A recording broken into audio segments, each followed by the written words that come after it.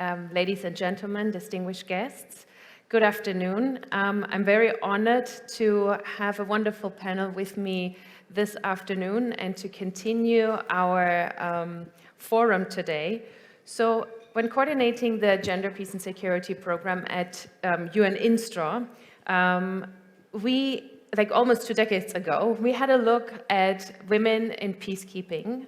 We looked at how many gender advisors are there, how many women are deployed, are there gender focal points, what training are the women provided, and despite the backlash we heard about today as well, we have come a very, very long way. I was fortunate to witness the first Liberian action plan that we had co-developed with, in collaboration with UNMIL at the time. We collaborated also with the gender unit of MINUSTA, seeing then the first all-female units deploying from India to Liberia, from Bangladesh, the police unit, to Haiti. And I have to say there have been so many initiatives ever since. Is nevertheless very exceptional. And I've said it before that this group that has participated has been extraordinarily committed, enthusiastic, joyful, and kind as a group, and we had an extremely valuable learning experience. We looked at the UNDPO standard modules, had practical exercises, case studies, scenarios, but we also had a module specifically on leadership, empowerment, and networking, so that we create strong leaders for future peace operation courses. But let me introduce the panelists today. To my left is Colin Moon Hanouk, and she has graduated from Seoul Women's University in Political Science and International Relations. And she commissioned in 1997 as a second lieutenant in the infantry branch in the Korean Army.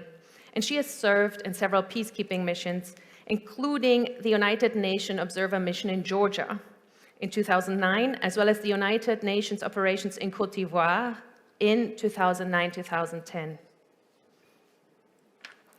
Furthermore, my co-instructor and dear colleague, Jen Witwer, is not only a UN Women consultant, but has 42 years of experience in the Royal Australian Navy. She has worked for UN Women in 2018 in Ukraine, Jordan, and in the New York office. She has been an advisor to the NATO operations in Afghanistan and has a Master in Development, specifically focusing her thesis on gender equality in peace operations, and is now a PhD scholar at the Monash University Center for Gender, Peace and Security. Following Major Khalifa Sarkinin, who has graduated from the Mara University of Technology and joined the military training in the Royal Malaysian Army Air Force. And she was commissioned as a lieutenant in 2007. So she has 16 years of experience in several units at the Royal Malaysian Air Force. She has deployed to MONUSCO in the Democratic Republic of the Congo as a military observer in 2013 and 2014. Furthermore, we have Captain Bolorama Laksuvan. She has been in the Mongolian Armed Forces since 2005.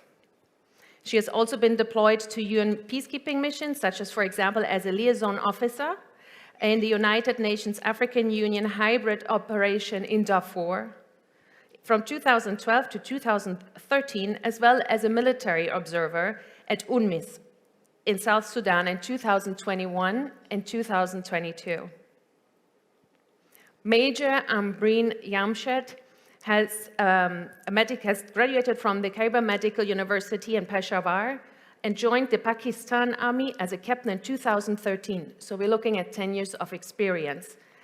She is also a member of the College of Physicians and Surgeons in Pakistan in the field of family medicine and has highly contributed, especially during the COVID pandemic. And she was just nominated by her national army to serve as a staff officer in the UN mission in the Central African Republic.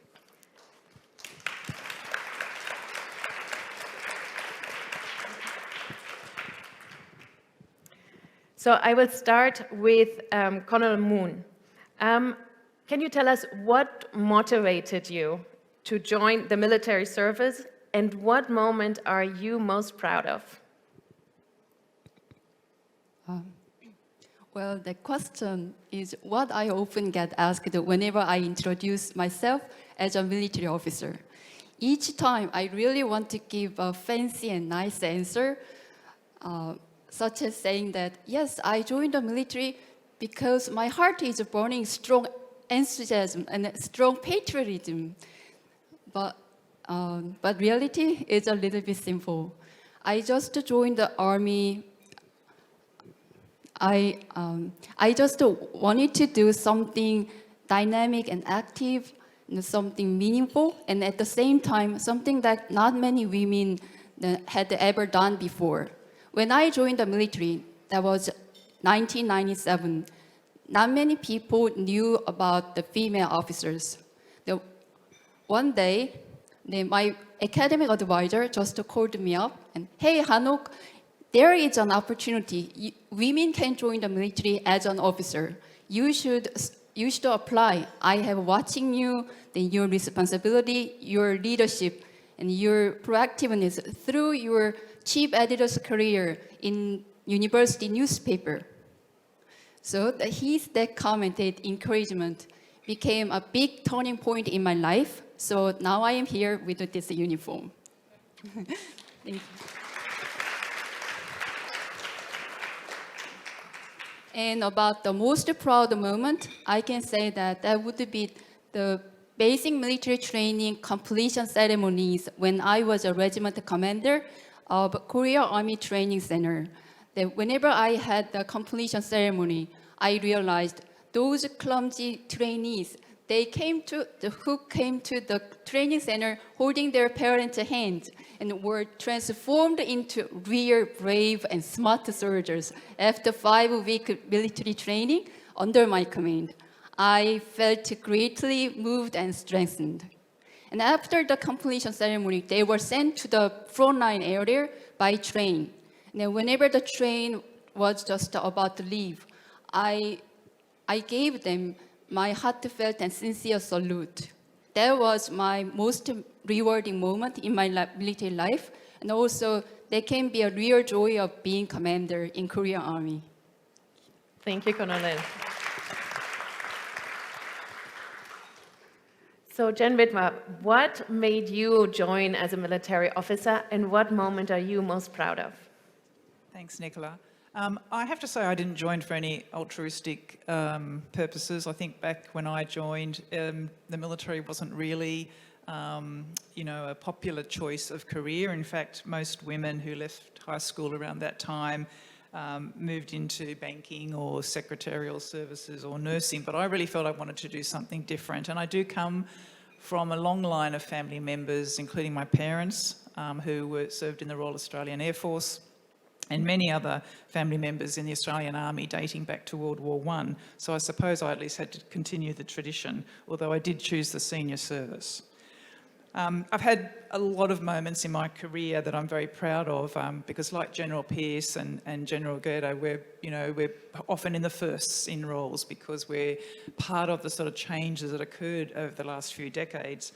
I was the first woman head of the logistics department on a Royal Australian Navy warship. I was the first Australian military gender advisor to NATO in Afghanistan in 2013, and I just do have to say that it's really lovely to see General Gerdo here. In 2012, she was a speaker at a NATO conference I attended in Brussels, and she was talking about her experience as a gender advisor, and that really inspired me to go down that path, so thank you, General, for that. But really what I'm most proud of is the legacy that I leave. I mean, I'm much older than all the women that were in the course, and it's really about the things that I felt that I have been able to achieve for younger women to enable them to have more fulfilling careers and achieve their full potential. Now, I joined the Navy at a time when women didn't have equal access to roles and opportunities on the same basis as men. We faced challenges with sexual harassment and bullying, but there were some of us that were determined to face it head on. And I was determined to be a part of the cultural change that I knew was coming, the winds of change, and I was able to have a leading role in this since 2008. And I've taken up a lot of opportunities in the last 10 to 12 to 15 years to be the first woman in a particular role. And I've had a very satisfying career in gender and women, peace and security. I also led the implementation of the Women, Peace and Security agenda into the Australian Defence Force back in 2013 to 2016. And I've had roles where I've been able to create them. And in one instance, I even worked directly to the Chief of Defence Force, which was as a colonel equivalent, and I was in a very, very privileged position. And those roles led me to where I am today. But my hope is that in having had the career that I've had and the moments that I've had to achieve these firsts and be a leader, that I've been an inspirational role model. I hope the ladies on the course feel that I have done that over the last 3 weeks, and really that's what I'm most proud of. Thank you so much. Major Halifa, tell us about what made you join the military and what moments are you most proud of? Okay, thank you, Nicola. Okay, for this question, I'm coming from military family background. Hence, they give me full support for me to continue my family legacy. So for your information, my father is a retired commander from Royal Malaysian Navy and served his nation about 35 years. So personally, I'm so proud of him, and he's my idol, my strength. And since I was in primary school, he always motivated me and inspired me to become a military officer like him. Okay. Besides that, my mother had played important role for me to become a better person. I had served for 16 years in the Royal Malaysian Air Force, and the proudest moment in my career that I can forget is when the service gives me an opportunity to join the MONUSCO in Republic Democratic of Congo as a military observer for 1 year in 2013. So let me share my experience. My first team site was in Beni, in northern area, for 6 months, and the remaining in the Kayambayonga team site. And in Beni, there was an incident happened that I can't forget. The incident happened when me and other 2 team members, including our interpreter, was ambushed by the local. It happened when we were coming back from coordination meeting with the Nepal battalion. On the way to team site office, we were stopped by a group, about 25 local people, with the machete, which is a long knife. They blocked our UN car and forced us to give them money.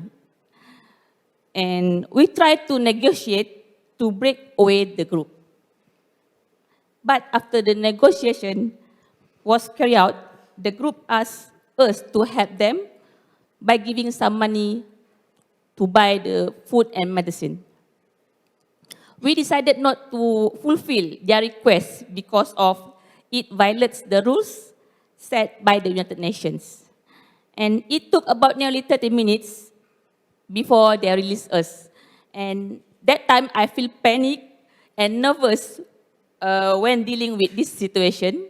And however, when everything was finished, I was very thankful and that we were safe and nothing happened with all of us. So I can't describe my feelings at that time. Fear, nervous, panic, all kinds of feelings at that time. And thank of God, we were safe. That was one of my precious moments that I can forget when I served in United Nations. So I would not have gained this experience if I served only in my country. Thank you. Thank you so much for sharing. Major Umbreem, tell us about what motivated you and also one of the proud moments of your career. Very thanks, Nicola. In my case, I come from a family with no military background.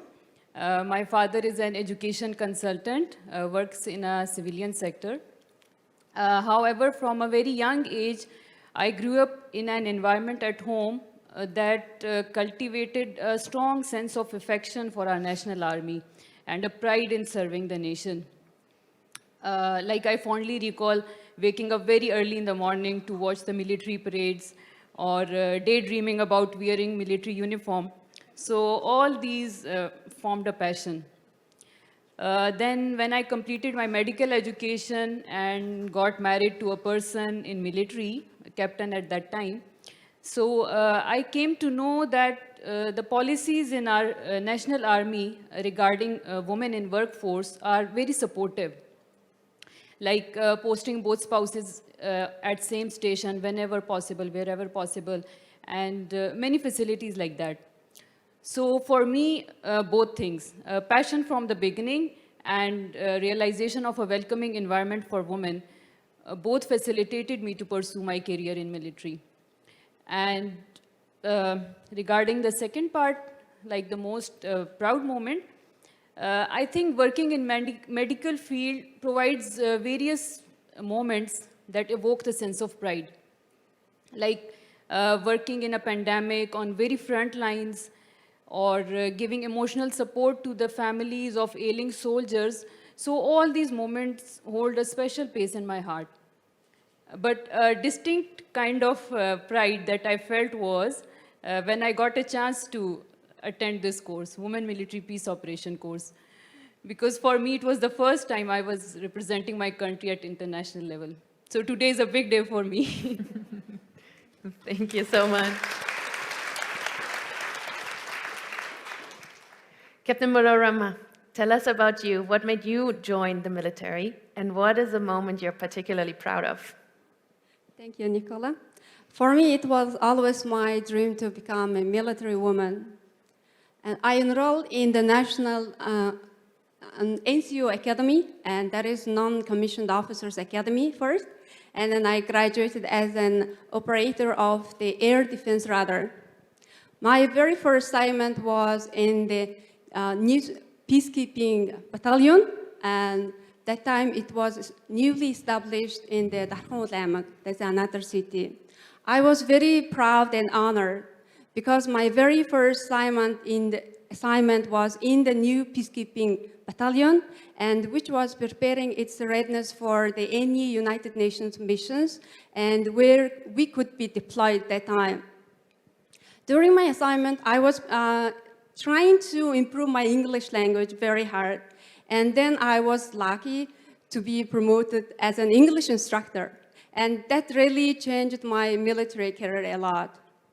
And I had several times in English courses at the Defense Language Institute of the U.S. Air Force Base in San Antonio, Texas. And then my first dream became an officer. I really wanted to become a military officer. And then I studied again and got commissioned as an officer in 2017. Today, I'm a captain of the Mongolian Armed Forces. I have served in 2 United Nations missions. The first was the liaison officer of the Mongolian Level 2 Hospital in United Nations African Union Hybrid Operation in Darfur in 2012. And my second mission was a United Nations military observer in mission in South Sudan in 2022. That is my most proud moment of my military career. Thank you. Thank you so much, Captain. So now we have spoken about the dreams and what we're proud of, but I know there have been also challenges. So let's talk about the difficult times and the hard things and how you have overcome them. Colonel Moon, can you share some of the challenges you have lived through? Yes. I cannot say my 27 years military life was going on easy. But okay, if you say, I have to say the 2 challenges, Yes. greatest challenges here, then the first thing would be I didn't have many women mentors during my military career. Whenever I considered then my next position or I planned my career path, I didn't have a women mentor, women role model around me. So when I get posted to a certain position, sometimes I was very first woman in that position, and sometimes even in that unit. So, so I could not visualize and picture my future in the military. Whenever I have that kind of challenge, then I push myself just to give a try, and whatever the outcome would be. That was my strategy. And then second challenge is a sense of frustration as a female officer in this male-dominated environment. What I'm saying that I'm a platoon leader, and my company has to go a certain area for the mining operations for more than 1 month. I'm very professional. I'm very determined woman platoon leader, but there is no female facilities in that area where we are deployed. And the most of personal safety gears for demining are designed for only men. It's too big to women. So in that moment, it's just a simple example, but whenever I have this kind of situation, as a combat branch woman officer, I feel very helpless. And I try to value my other work, like taking care of the remaining soldiers or doing some admin work in my base. But I cannot fully satisfied with those jobs. So the environment of mindset about women officers, I think has changed a lot, but these things, they should get better in the near future. Thank you. Thank you so much, Colonel. So yeah, we see how important it is to have role models like we saw this morning, the speakers we heard this morning, how important it is for the younger generation to seek this inspiration, and as the role models we have here on the panel as well. Major Halifa, can you tell us about your 2 greatest challenges? Okay. Based on my experience as a woman military officer for 16 years, I faced some challenges and problems in my career path. One of my challenges is to progress in my career path for the higher rank. Okay. Nevertheless, from major rank and below is with a smooth progression. But as for now, like in Royal Malaysian Air Force, we have only 1 Brigadier General, 2 Colonel, and 13 Lieutenant Colonel from mixed branch. So the total of ladies officer in Royal Malaysian Air Force is about 255 officers. From my personal view, I think it seems like I have less opportunity to get progress in my Lieutenant Colonel rank, even though I have qualified and with all the criteria. It same goes to the Royal Malaysian Army and Navy. In the Army, we have 5 Brigadier General, 28 Colonel, also 50 Lieutenant Colonel from medical branch, and only 6 Colonel and 68 Lieutenant Colonel from other branch. So the total of ladies officer in Royal Malaysian Army is about 1,158 officers.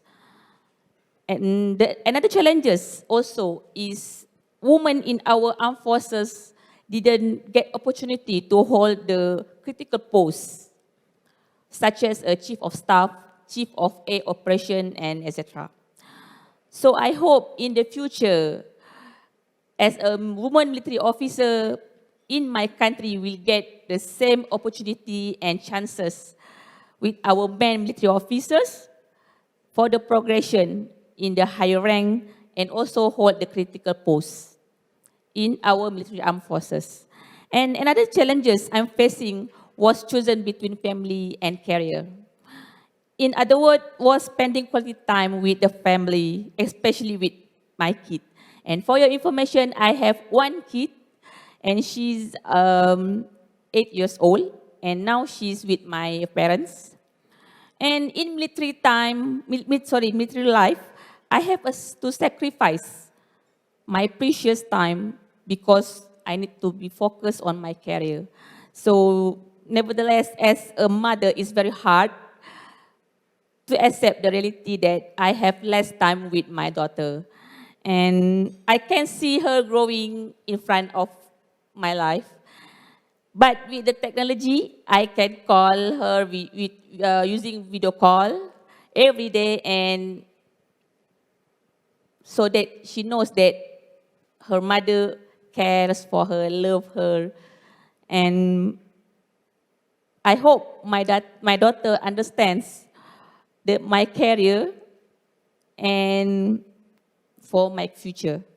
I think this situation is normal actually, but it depends on how we manage the time. As a woman and a mother, I need to be strong in every aspect, especially for handle the emotion. Thank you.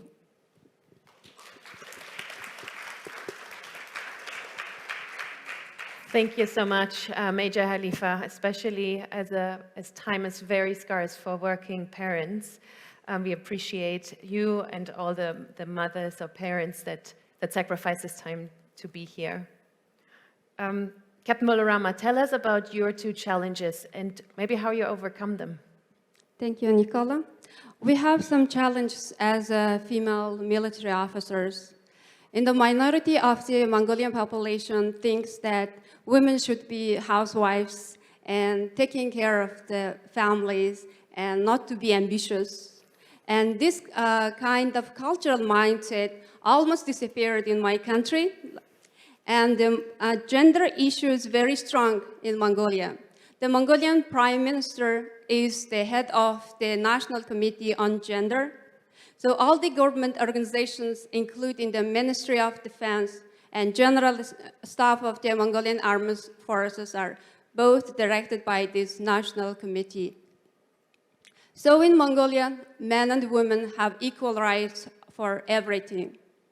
To promote the United Nations goal of uniform gender parity in peacekeeping operations, Mongolia aims to increase the women participation to up to 15%, 15% by 2027, as the President of Mongolia once iterated. So the Ministry of Defense and the General Staff of the Mongolian Armed Forces both are very supportive to increasing the number of women participation in the peacekeeping operation. That is a good sign for women officers and NCOs in the Mongolian Armed Forces. The challenge that I am facing is similar to the member states of the United Nations. I have a challenge that occurs at the moment because if a mid-level career women want to promote or pursue their military career, they need to educate and study in the Command and Staff College, either in the country or abroad. Getting educated in the Command and Staff College and promoted to be a major is a race against time, especially for me, for my case. Thank you. Thank you so much, Captain.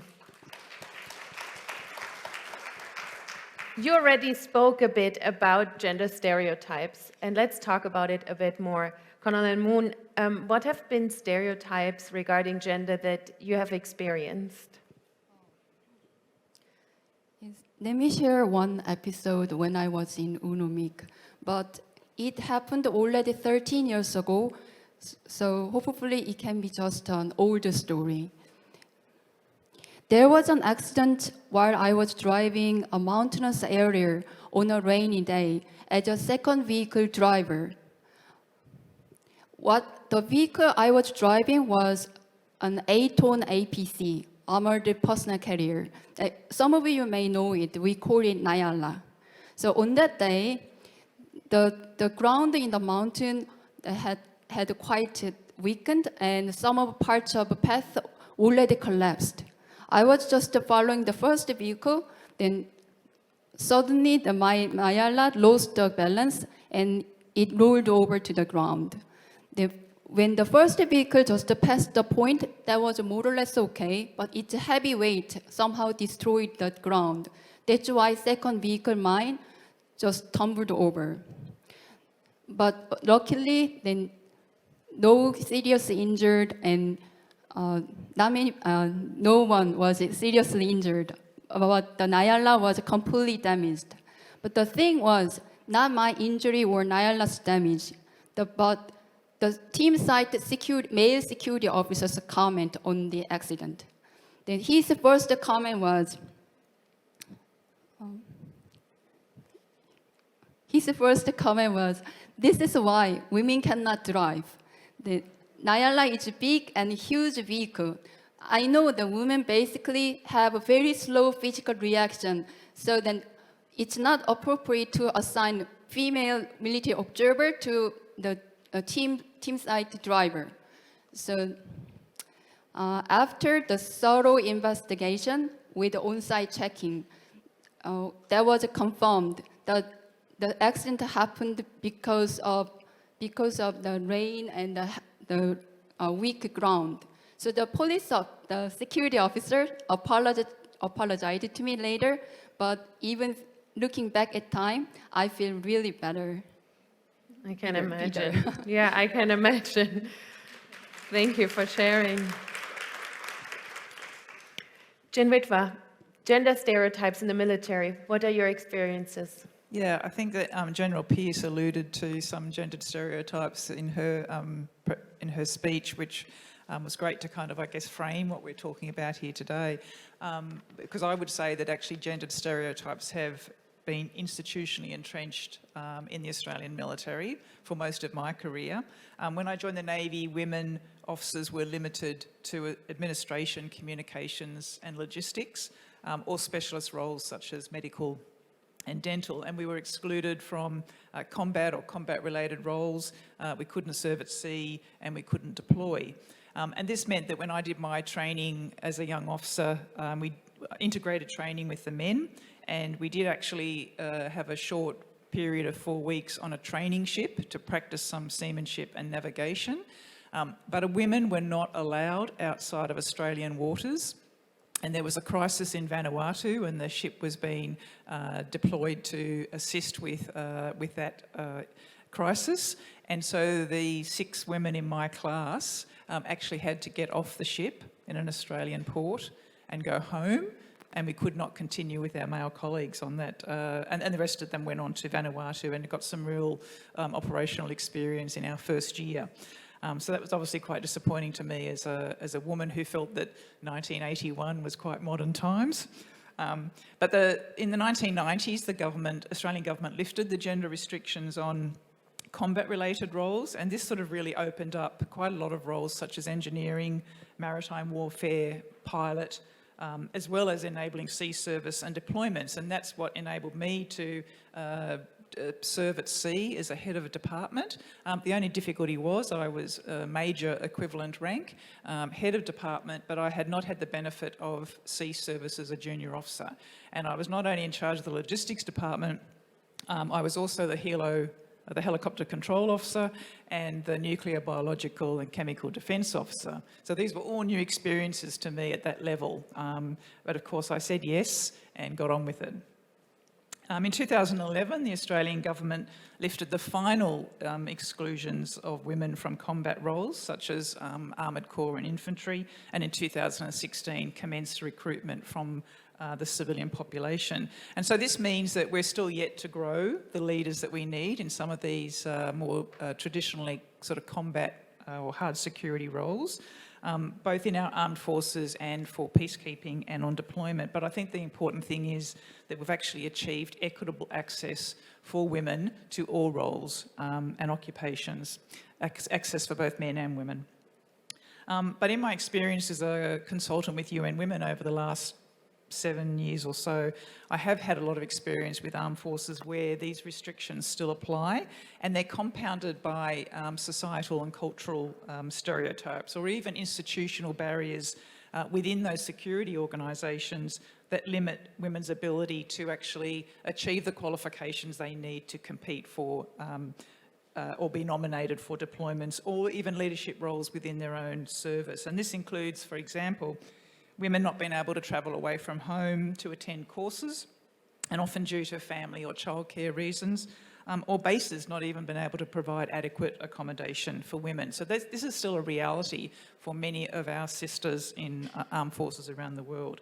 Now, I know that these institutional barriers can be overcome, and also, we've got the ELSI initiative, which Major General Eyre mentioned earlier in his video.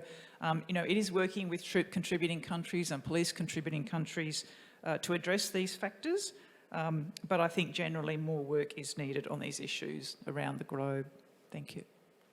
Thank you. And talking about how to do that work, it is an imperative for the United Nations to increase the numbers of female peacekeepers under its gender parity strategy. So, but for those who are not yet convinced, Colonel Moon, why, in your opinion, why is it important to have more women in peacekeeping missions? And do you have a story to share? Yes, let me share some episodes. When I was in UNOMIC, that time was right after Russia and Georgia war, which caused a lot of damage to Georgians. So when we patrolled, majority of locals in the village were children and women. When the patrol team went to interview them, they seemed to very scared of men, especially uniformed men, because the local militias were also wearing the military uniform of unknown nationality. So what we did for the interview, the team sent me first, or sometimes sent the local language assistant first to ask them to get permission for entering their yard or house to ask something. So in fact, women peacekeepers could have better access to the women and children who needed help desperately in those conflict areas. In the second episode, when I was in Côte d'Ivoire, during the patrol, two shy schoolgirls approached us, then myself and my female colleague from Nigeria, and they asked us, how could you guys become UN employees? So we laughed. They are so cute.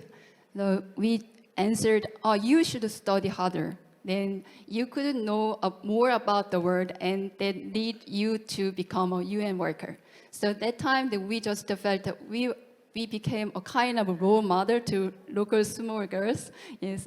So and also personally, they reminded me of one of my UN volunteer colleagues. She was from Burundi, and she was one of the victims of Burundian civil war.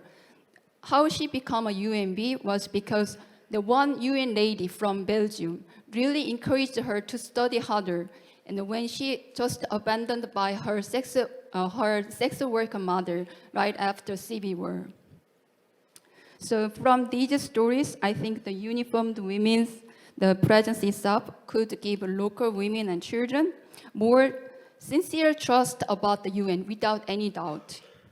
Then it can make our peace operations more effectively. Thank you so much, Colonel.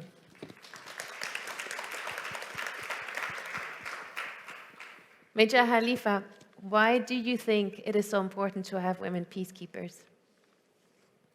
Okay, in my opinion, I strongly agree that the United Nations should increase the number of participants, the number of uniformed women to serve in peacekeeping operations.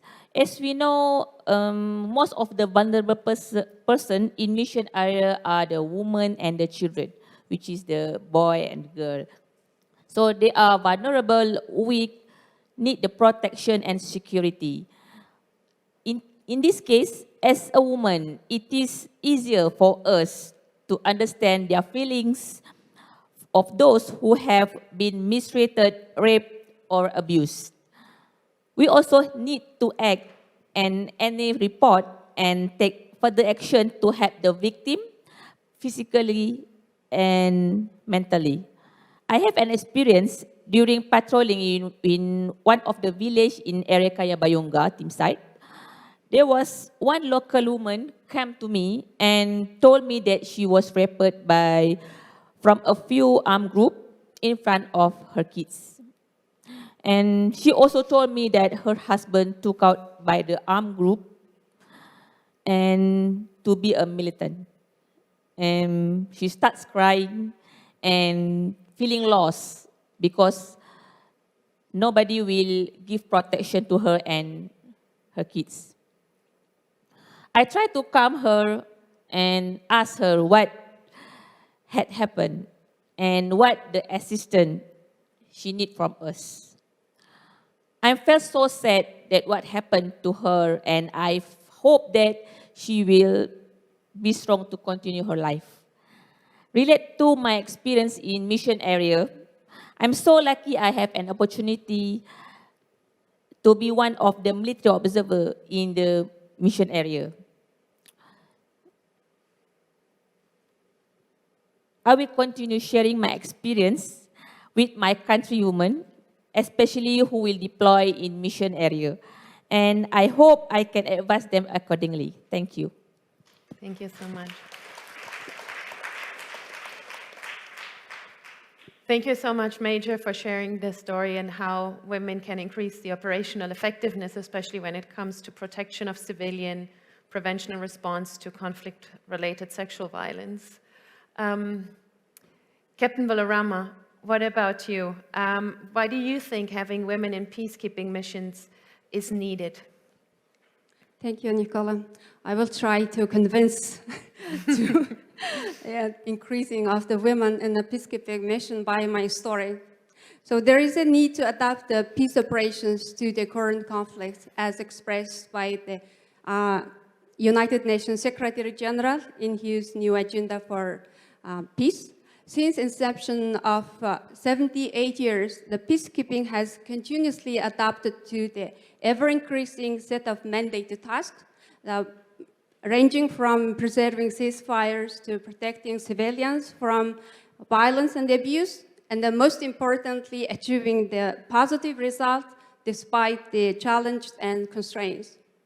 In my mission experience as a liaison officer and a military observer, I witnessed that the meaningful participation and inclusiveness of female peacekeepers could bring an effective outcome in the mission area by increasing the network and enhancing the situational awareness, and also having a close accessibility with the local community, as well as gaining a trust of the local community. I clearly remember when I was conducting a long-duration patrol of 5 days out in the sector north of the UNMISS to show the United Nations presence, as well as to have key leader engagement meetings. I had the chance to meet with the local girls who were their teenage years. And initially, they were like having a space with me, and they were just staring at me. But through the language assistant, we had a very warm conversations. At the end, they told me they want to become a military like me and build a peaceful, a beautiful country. The message I want to give is the women military officers can not only be the effective enabler in the mission area, but also we can be the motivation, inspiration, and the role model for those who are the future of their country. Thank you. Thank you so much, Captain. Yes, women peacekeepers can be role models and leaders, and as earlier today, Major General Cheryl Pierce was saying, in this context, inclusive and value-based leadership is particularly important, not only for women. So I'm asking my colleague Jen Witwa, can you describe 3 traits you look for in like good leadership? Yeah, so I think actually good leadership varies from, troop contributing country to troop contributing country. But in my opinion, it is inclusive and gender responsive leadership. And this is the basis of the leadership that we used throughout the Women Military Peace Operations course. And I was really pleased to hear General Pierce and Colonel Wellwood bring this topic up, because it is really important that it's not only inclusive but gender responsive in terms of the gender perspective approach that Colonel Pierce had mentioned before. And of course, this type of leadership is not just for women.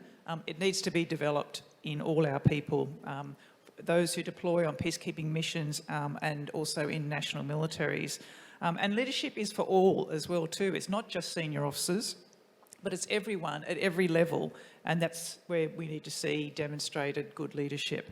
So I think there are 3 traits that that define good leadership in my book. The first one is the trait of character. You know, we hear people say, oh, that person, you know, has a strong character, or the strength of their character. It's people who they feel demonstrates behaviour that's actually about doing the right thing and doing the moral thing and the ethical thing when it comes to making decisions, particularly those that affect people. And of course, we know that some leaders don't always behave in this way, and of course that's contrary to UN policy. So it's really important that, you know, the right people are chosen to come to peacekeeping missions who have that strength of character, who appreciate the diversity of people, who appreciate the diversity of perspectives, and include this diversity in, you know, in all the steps they take in making decisions and conducting tasks. Secondly, authentic leadership. You know, Oscar Wilde, the Irish poet and playwright, said, "Be yourself because everyone else is taken." That is so true. There's no point. I mean, you can have role models and look at them and go, like, I'd like to be like that, and I'd like to take that trait, and you can start to develop those within yourself. But at the end of the day, you actually have to be true to your own values. And I think that's very important in the way in which we engage with people, not only within our teams and in peacekeeping, but also, you know, within the communities that we serve. And thirdly, it's about being confident. General Pearce also said, believe in yourself. And we've spoken about this at length on the Women's Military Peace Operations course. Be confident that they're there because they're qualified, they have the skills and the expertise, and, you know, they have the competencies to lead and carry out the tasks that they need to in peacekeeping. Because no women or men would be deployed, you know, without those requisite skills and competencies that are actually required by UN policy. And of course, it's not just the women's inability to demonstrate these skills and competencies, but the problem we have is that the gendered attitudes and beliefs of commanders actually minimise women's contributions, and that therefore affects the ability of the mission to achieve its operational mandate. So I say to the women, you just need to be confident that you are where you are supposed to be today, and as you move forward into missions. Thank you. Thank you so much, Jen.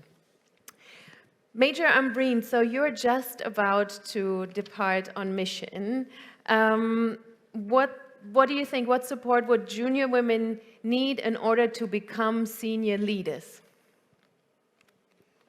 I think the most important things that junior women need to progress in their career are mentorship, flexible working environment, and support networks, especially support from family.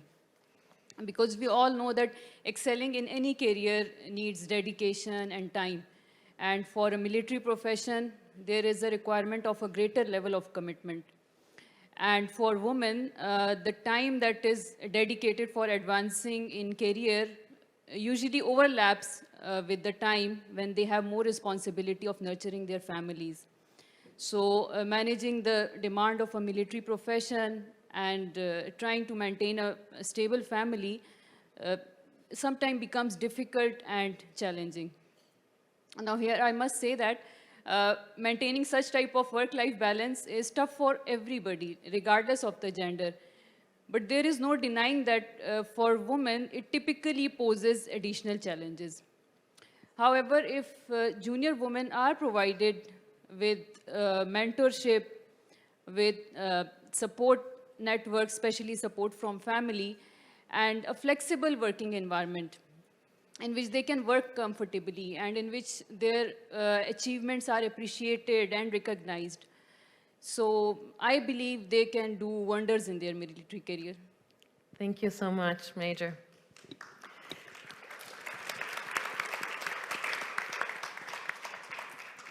And one last question, and I'll start with Major Ambreen again. We have had 3-week-long course. Every one of you feels like a good friend by now. What are the 2 most memorable things you take away from the Women's Military Operations course? Thanks. I feel very fortunate that my National Army has selected me to serve as a staff officer for a UN peacekeeping mission. And I have no prior experience of working in any peacekeeping mission. So when I came to know about this course, Women Military Peace Operation course, I saw it as an excellent opportunity to gain essential knowledge and valuable skills before my deployment. And when I came here, the course exceeded my expectations because the course curriculum was so comprehensive, like it started from very basics and then gradually making us learn the very crucial aspects of peacekeeping, like gender equality, crisis management, and many such aspects. And what impressed me was the well-organized approach that not only delivered the course contents, but also gave some very valuable guidance that will be helpful in our professional growth. For example, improving our communication skills, time management, networking with our colleagues. And all this intensive learning occurred in such a short duration and in such a way that we never felt overburdened. And second thing is regarding the participants of the course. We came from different nations, diverse cultures, and varying lengths of military career. But there was, we developed a natural bond among us. And when we were working in group activities and class discussions, we never felt our differences. So I learned that despite our individuality, there is a common element that unites us all. So I can say that I have learned unity in diversity. Fantastic, Major. Thank you. Major Halifa, what was the most memorable moments for you during that course?